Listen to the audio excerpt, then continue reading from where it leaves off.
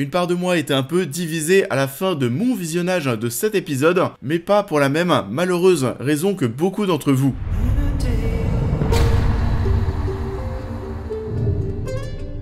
Bonjour à tous, j'espère que vous allez bien. Oui, on se retrouve avec un petit peu de retard pour la critique de cet épisode 3.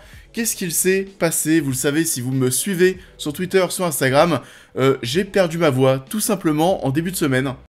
Bonjour. Du coup, voilà, vu que j'ai la gorge et la langue bien gonflée, et ben je parle comme ça. Et je peux pas faire de vidéo.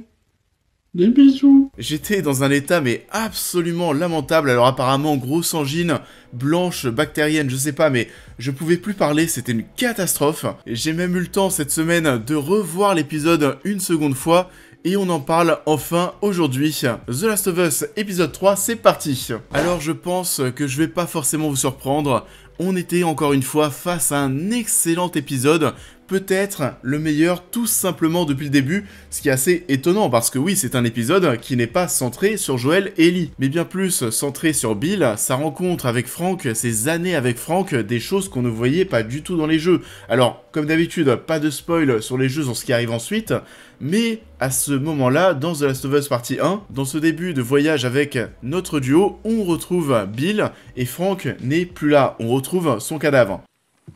Frank, Et c'est qui, Frank? c'était mon partenaire. C'est donc un personnage qu'on n'a jamais vu interagir avec Bill, et Bill aussi, hein. À vrai dire, c'est un personnage quand même qui était assez secondaire dans The Last of Us partie 1, c'était pas le plus important du jeu, on aurait aimé en voir plus à propos de Bill, on l'a ici, et il y a de grosses libertés qui ont été prises, et ça fait du bien, parce que vous le savez, je suis peut-être l'un des seuls à crier sur ça.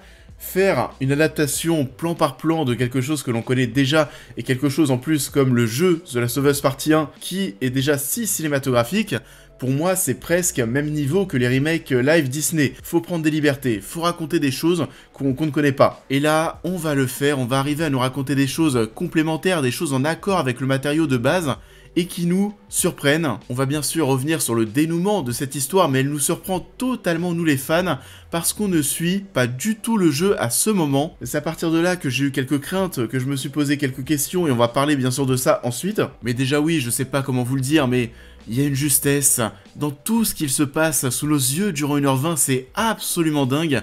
Bien entendu, en grande partie, l'heure que l'on passe avec Bill et Frank, le jeu des acteurs, l'écriture, la narration, les images, la musique, le rythme, c'est un bijou de romantisme et de poésie. J'ai été totalement conquis par la proposition.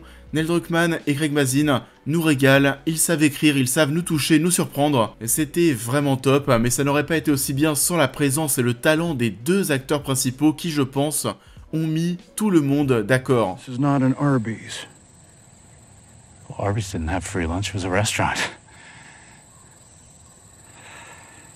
Déjà l'une des choses sur laquelle on s'écarte pas mal des jeux, c'est que Bill est un poil différent quand même. Bon après c'est pas dérangeant, certains personnages peuvent avoir certains traits de caractère plus développés dans certaines adaptations de l'œuvre que d'autres. Dans le jeu, Bill est très tourmenté, oui, voire même encore plus, tu le vois se parler même tout seul à lui-même. Il est voilà proche de la schizophrénie, il est plus flippant, il est plus instable. Là on fait bien plus ressortir le côté doux du personnage, d'ailleurs Ellie est aussi un peu plus agressive que la Ellie que l'on a dans les jeux, je trouve. Il y a cette séquence au tout début où elle parle quand même assez mal à Joel, plus celle où elle plante l'infecté. Elle a pas froid aux yeux pour une gamine de 14 ans. On va donc nous parler de toutes ces années avec Frank et il y a toute une réécriture à mettre en place pour nous offrir ce moment de poésie qui en a visiblement saoulé plus d'un parce que oui, j'ai vu que ça a créé la polémique. Beaucoup de gens disaient que cet épisode 3 allait faire parler, je me demandais bien comment et pourquoi, mais alors entre ceux qui ne sont pas contents du fait que l'on s'écarte un peu des jeux, ceux qui n'acceptent pas le fait de voir deux hommes s'embrasser et ceux qui pensent que la série est devenue une propagande LGBT alors que dans le jeu, le fait que Bill soit gay, c'est quand même assez clair. J'ai vu des gens dire qu'ils avaient fait 10 fois The Last of Us partie 1, sans comprendre que Bill était gay. Vraiment, je me demande, mais comment c'est possible? Ok, c'est pas dit directement, mais entre le fait qu'il n'arrête pas de dire avec insistance et une tristesse profonde que son partenaire est mort en parlant de Frank, plus les magazines moins de 18 ans que vole Ellie chez lui, où tu comprends que le mec se masturbait sur des images d'hommes à poil.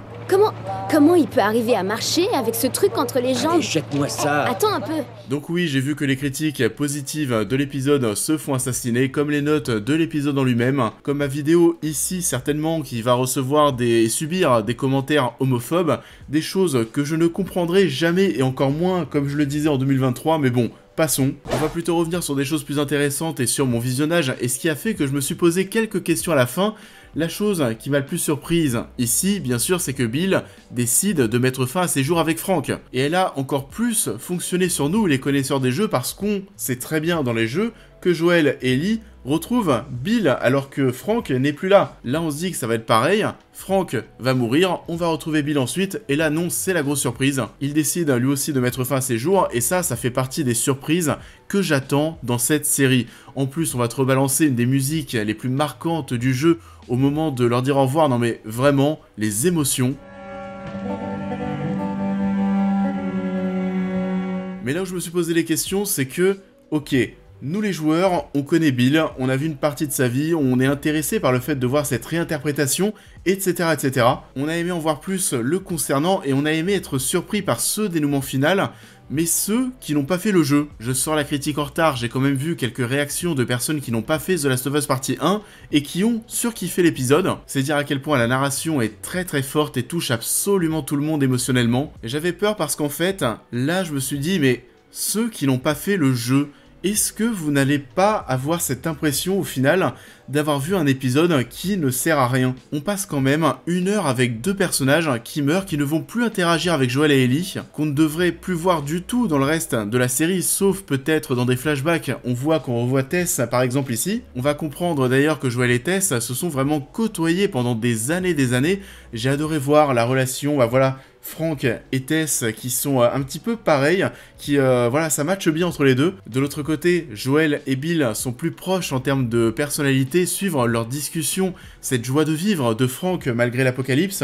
Vraiment, Frank, je l'ai pas encore dit, mais quelle bouffée d'oxygène. Apparemment, cet épisode aurait pu durer 2 heures, mais je regrette de ne pas avoir le montage complet parce que j'aurais bien pris 40 minutes de bonheur en plus avec tout ce petit beau monde. Mais c'est vrai que voilà, au moment où t'apprends que Bill va mettre aussi fin à ses jours, je me suis dit, waouh, mais pourquoi est-ce qu'on a passé 1 heure avec eux alors? Ok, encore une fois, nous, les joueurs, pour nous, c'est cool de voir cette liberté qui a été prise, plus la surprise du dénouement final, mais les autres, qu'est-ce que vous en avez pensé? Dites-moi ça en commentaire. On sait quand même, oui, avec la lettre que va laisser Bill, Joel va comprendre qu'il a désormais une mission, qu'il doit protéger Tess, qu'il n'est plus là, donc protéger Ellie. Ça l'engage à fond dans son objectif, mais 1 heure de romance pour ça, je me posais les questions, même si j'ai l'impression que mes craintes ont été largement balayées par ces instants, par cette poésie, ces plans qui transpirent le bonheur simple. On trinque avec 2 fraises, le coucher du soleil sublime en fond, les derniers instants de 2 hommes, leur mariage symbolique, la musique en fond, ça nous a tous assez touchés pour tous nous rassembler. Sinon ouais, quelques petites autres choses sur lesquelles on pourrait revenir. Il n'y a pas de scène avant le générique cette fois-ci,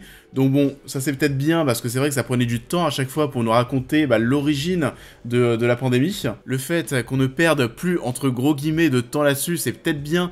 On va revenir sur cette seconde crainte que j'ai à propos de la série juste après. On retrouve le fait qu'Ellie s'éclate de plus en plus comme une gosse dans cet univers qu'elle découvre. Comment elle réagit à ce que lui raconte Joel quand elle découvre l'avion écrasé, quand elle découvre la voiture. Ils deviennent un peu chien et chat. I'm taking a shower, and then you're showering. Seriously. D'ailleurs, petit détail, mais Joel porte désormais la chemise que portait Frank. Ils sont toujours assez distants et froids, on va voir comment ça va évoluer. Mais voilà, là on sait que la semaine prochaine, on sera bien plus avec eux. On a la voiture, maintenant ma dernière crainte, c'est qu'il ne reste plus que 6 épisodes. Oui, et des épisodes de 50-55 minutes. Et quand je pense à tout ce qui doit encore être raconté, plus les événements du DLC Left Behind, waouh, vraiment j'espère que ce ne sera pas trop rushé parce que ça serait tellement dommage vu la qualité du truc. Love's wounds unseen. That's what someone told me. Et ça en est tout pour cette vidéo, j'espère qu'elle vous aura plu comme d'habitude. Je vous invite à la liker, à la partager, à me dire en commentaire ce que vous avez pensé de l'œuvre en question, à vous abonner, à me suivre sur l'intégralité de mes réseaux pour toutes les news et réactions à l'actualité, mais aussi à devenir membre soutien si vous souhaitez soutenir mon travail. Et on va se retrouver très vite sur la chaîne pour parler de la suite du show.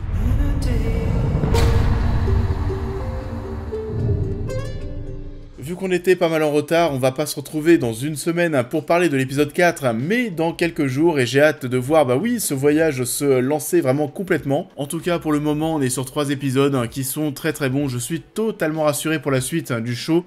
Je vous souhaite à tous un très bon début de week-end, et je vous dis à très vite.